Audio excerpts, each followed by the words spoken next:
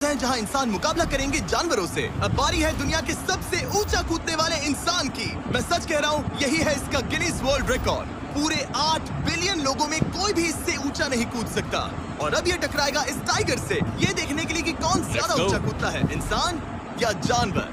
Team human, let's go.